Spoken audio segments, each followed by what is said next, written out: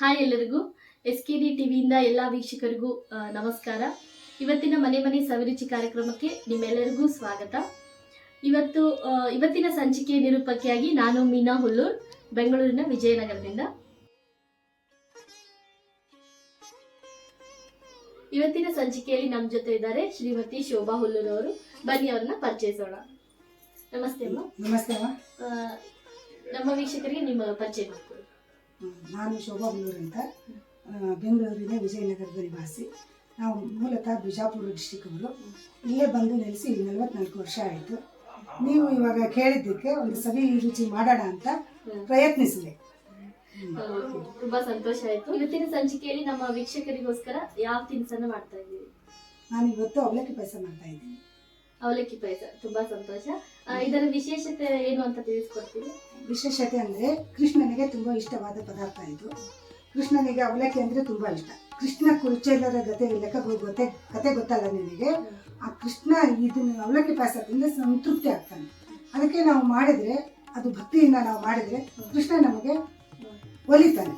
ಅದಕ್ಕೋಸ್ಕರ ನಾವು ಇದನ್ನು ಮಾಡ್ತಾ ಇದ್ದೀವಿ. ತುಂಬಾ ಖುಷಿ ಆಯ್ತು ಕೇಳಿ ನಮಗೆ. ಈ ಒಂದು ಸಿಹಿ ತಿಂಡಿಗೆ ಏನೇನು ಪದಾರ್ಥಗಳು ಬೇಕು ಅಂತ ತೋರಿಸಿ. 1 ಲೋಟ ಅವಲಕ್ಕಿ ತಗೋಬೇಕು, ಅದನ್ನು ತುಪ್ಪದಲ್ಲಿ ಹುರಿದಿಟ್ಕೋಬೇಕು. ಅದಕ್ಕಾಗುವಷ್ಟು 1 ಲೋಟ ಬೆಲ್ಲ, 1/4 ಲೋಟ ಬೆಲ್ಲ ತಗೋಬೇಕು. ಸ್ವಲ್ಪ ಹಸಿ ಕಾಯಿ ತುರಿ, 2 ಈ ಸ್ಪೂನಿಂದ 1 ಸ್ಪೂನ್ ಏಲಕ್ಕಿ ಪುಡಿ, 1 ಗ್ಲಾಸ್ ಹಾಲು, 2 ಸ್ಪೂನ್ ತುಪ್ಪ, ಸ್ವಲ್ಪ ಗಸಗಸೆ, 12 ಗೋಡಂಬಿ, ಒಂದು 10 ಒಣದ್ರಾಕ್ಷೆ, 20 ಬಾದಾಮು, 1 ಸ್ಪೂನ್ ಗಸಗಸೆಯನ್ನು ತುಪ್ಪದಲ್ಲಿ ಹುರಿದು ಹಾಕಿಕೊಳ್ಳಬೇಕು.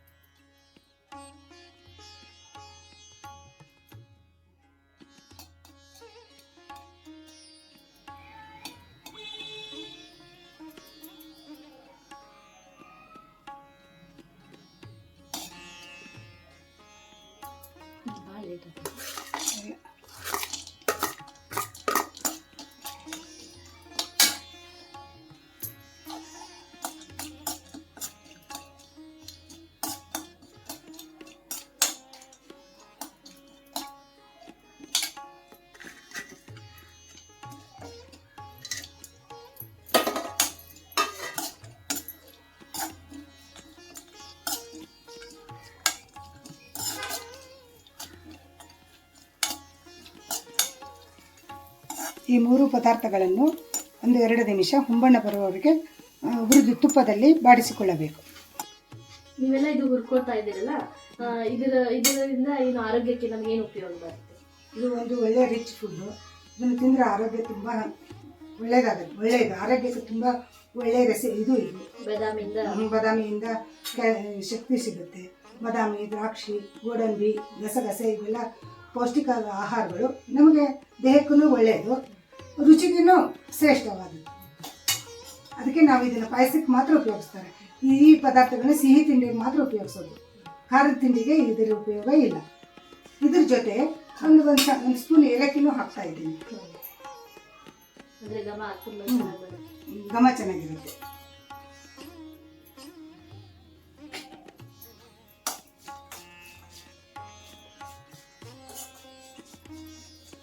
ಮತ್ತೆ ನಮ್ಮ ನೀನೇನು ಮಾಡ್ಕೊಂಡಿದ್ದೀಯಾ? ನಾನು ಲೆಕ್ಚರರ್ ಆಗಿ ಕೆಲಸ ಮಾಡ್ತಾ ಇದ್ದೀನಿ, Bengaluru Rajajinagar government degree college. ತುಂಬಾ ಘಮ ಪರಿಮಳ ಬರ್ತಾ ಇದೆ. ಆಯ್ತಮ್ಮ, ಇದು ನಿಮ್ಮ ಹವ್ಯಾಸಗಳೇನು? ನನ್ನ ಹವ್ಯಾಸ ಹೊಸ ರೆಸಿಪಿ ಅಡುಗೆ ಮಾಡೋದು, ರಂಗೋಲಿ, ಹಾಡು, ಹಸೆ, ಒಗಟ, ಇದನ್ನೆಲ್ಲ ಬಟ್ಟೆ ಹೊಲಿಯೋದು, ಕ್ರೋಶ, ನೆಟ್ಟಿಂಗ್ನಲ್ಲಿ ಹೇಳಿಕೆ ಹಾಕೋದು ಅಂದರೆ ನನಗೆ ತುಂಬ ಇಷ್ಟವಾದ. ಎಲ್ಲ ಕೇಳಿದ್ರೆ ನಮಗೆ ನೀವು ಸಕಲ ಕಲಾವಲ್ಲಭೆ ಅಂತ ಅನ್ನಿಸ್ತಾ ಇದೆ. ಓದೋದು, ಬುಕ್ಸ್ ಓದ್ತೀನಿ, ಮತ್ತು ಮೊಬೈಲ್ ಜಾಸ್ತಿ ಯೂಸ್ ಮಾಡ್ತಾ ಇದ್ದೀನಿ. ಅದರಲ್ಲಿ ಸ್ಟೇಟಸ್ ಇಡೋದು ಎಲ್ಲ ನನಗೆ ತುಂಬ ಇಷ್ಟ. ಟೆಕ್ನಾಲಜಿಗೂ ನೀವು ತುಂಬ ಅದಂದರೆ ನನಗೆ ತುಂಬ ಇಷ್ಟ. ಕಲಿಯೋದಂದರೆ ನನಗೆ ತುಂಬ ಇಷ್ಟ. ಯಾವುದೇ ಒಂದು ಇದ್ರ ಬಗ್ಗೆ ಅಡುಗೆ ಇರಲಿ, ಮೊಬೈಲಲ್ಲಿ ಇರಲಿ, ಒಂದು ರಂಗೋಲಿ, ಒಂದು ಹಾಡು, ಹಸೆ ಕಲಿಬೇಕಂದ್ರೆ ನನಗೆ ತುಂಬ ಆಸೆ. ನೋಡಿ ವೀಕ್ಷಕರೇ, ನಮ್ಮ ಎಲ್ಲ ಇವತ್ತಿನ ಹೊಸ ಟೆಕ್ನಾಲಜಿಗೆ ತುಂಬಾ ಅವರು ಅಳವಡಿಸ್ಕೊಂಡಿದ್ದಾರೆ. ಹಿರಿಯರು ಆಗಿ ನಾವೆಲ್ಲರೂ ಅದನ್ನ ಫಾಲೋ ಮಾಡೋಣ. ಇದು ಹುರ್ಕೊಂಡಾದ್ಮೇಲೆ ಮುಂದೆ ಏನ್ ಮಾಡ್ಬೇಕಮ್ಮ? ಇವಾಗ ಪಾಯಸ ರೆಡಿ ಮಾಡಬೇಕು. 2 ಗ್ಲಾಸ್ ನೀರು ಹಾಕಬೇಕು. ಆಮೇಲೆ ಹುರಿದಿಟ್ಟ ಅವಲಕ್ಕಿ ಹಾಕಬೇಕು. ಅದು ಸ್ವಲ್ಪ ಬೆಂದಾದ್ಮೇಲೆ ಬೆಲ್ಲ ಹಾಕಬೇಕು. ಆಮೇಲೆ ಹಾಲು, ಕಾಯಿ ತುರಿ, ಹಸಿ ಕಾಯಿ ತುರಿ ಹಾಕಿ ಡ್ರೈ ಫ್ರೂಟ್ಸು, ತುಪ್ಪ ಹಾಕ್ಬಿಟ್ರೆ ಆಯ್ತು. ಇವತ್ತು ಅದು ಮೊದಲಿಗೆ ಏನು ಹಾಕಬೇಕು? ಮೊದಲಿಗೆ ನೀರು ಹಾಕಿ ಎಷ್ಟು? 2 ಗ್ಲಾಸ್ ನೀರು ಹಾಕಬೇಕು. ಸ್ಟವ್ ಅಂಟಿಸ್ಬಿಟ್ಟು ಹಾಕ್ಬೇಕಮ್ಮ.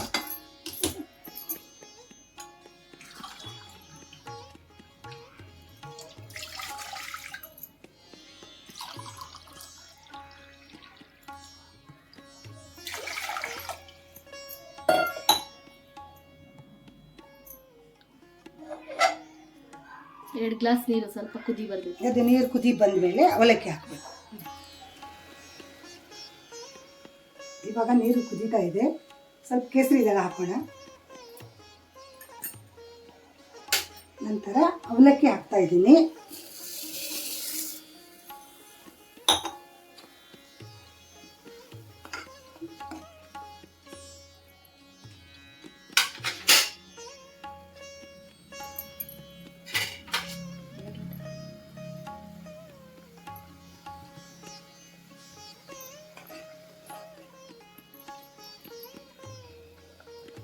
ಹಾಲು ಹಾಕ್ತಾ ಇದ್ದೀನಿ.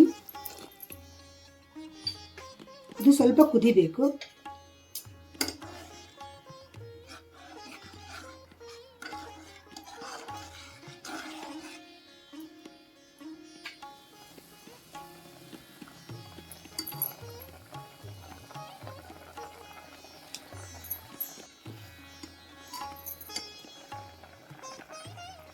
ಇವಾಗ ಇದು ಕುದೀತಾ ಇದೆ. 10 ನಿಮಿಷ ಆಯಿತು. ಇವಾಗ ನಾವು ಒಂಚೂರು ಕಾಯಿ ತುರಿ ಹಾಕಬೇಕು.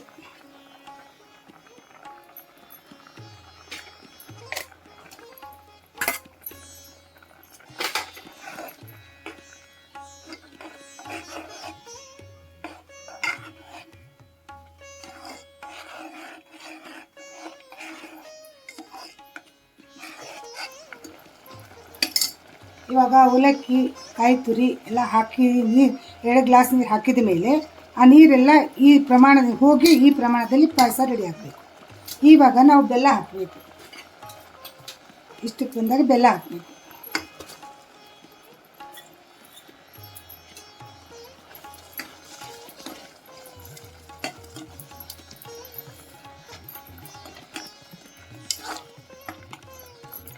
ಬೆಲ್ಲ ಹಾಕಿ 2 ಸ್ಪೂನ್ ತುಪ್ಪ ಹಾಕಬೇಕು.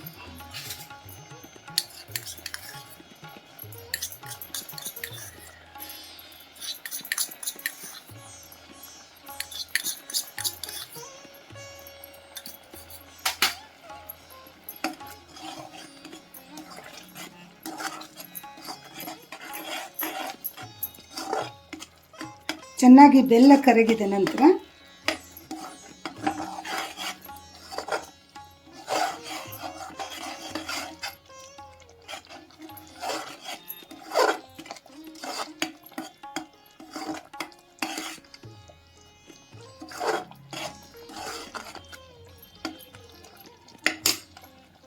ಬೆಲ್ಲ ಎಲ್ಲ ಚೆನ್ನಾಗಿ ಇವಾಗ ಕರಗಿದೆ. ಇವಾಗ ಡ್ರೈ ಫ್ರೂಟ್ಸ್ ಹಾಕಬೇಕು.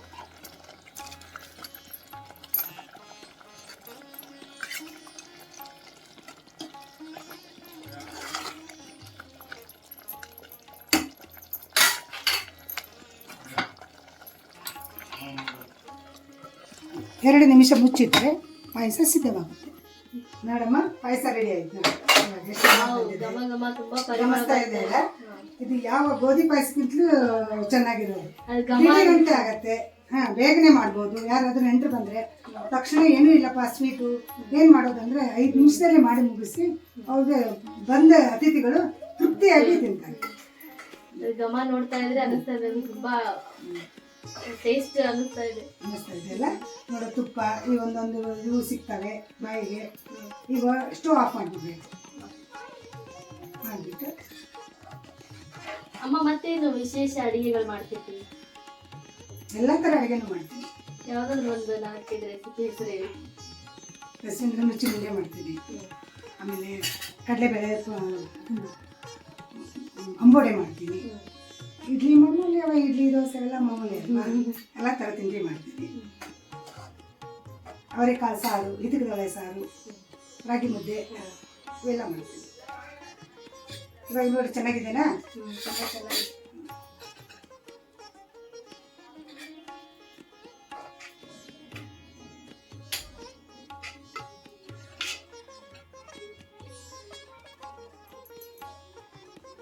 ತಿಂದು ಹೇಗಿದೆ ಅಂತ ರುಚಿ ನೋಡಿ ನನಗೆ ಹೇಳಬೇಕು. ಹಾಂ, ವಾವ್, ತುಂಬಾ ಘಮ ಘಮ ಘಮ ಅನಿಸ್ತಾ ಇದೆ. ಆವಾಗಿಂದ ಕಾಯ್ತಾ ಇದ್ದೀನಿ ಯಾವಾಗ ಟೇಸ್ಟ್ ಮಾಡೋದು ಅಂತ. ನಾನು ಟೇಸ್ಟ್ ಮಾಡ್ತೀನಿ.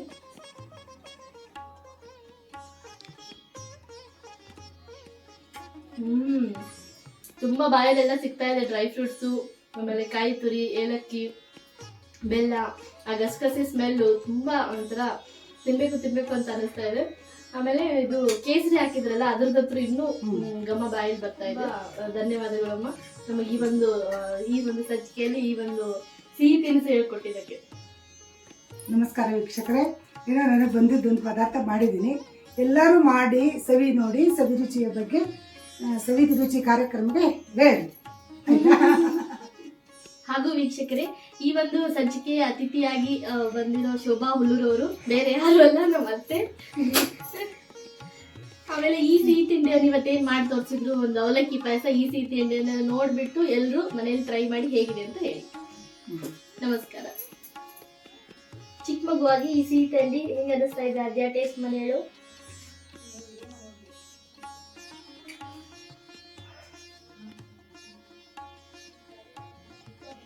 ಸೂಪರ್.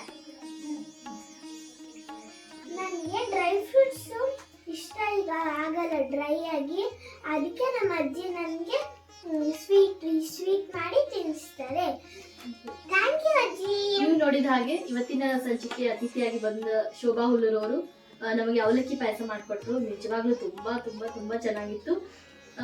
SKD ಟಿವಿಯವರು ನನಗೆ ಈ ಒಂದು ಮನೆ ಸವರುಚಿ ಕಾರ್ಯಕ್ರಮಕ್ಕೆ ಈ ಒಂದು ಅವಕಾಶವನ್ನು ಕೊಟ್ಟಿದ್ದಕ್ಕೆ ಈ ಮೂಲಕ ನಾನು ಅವರಿಗೆ ಧನ್ಯವಾದಗಳನ್ನು ತಿಳಿಸ್ತಾ ಇದ್ದೀನಿ. ನಮಸ್ಕಾರ.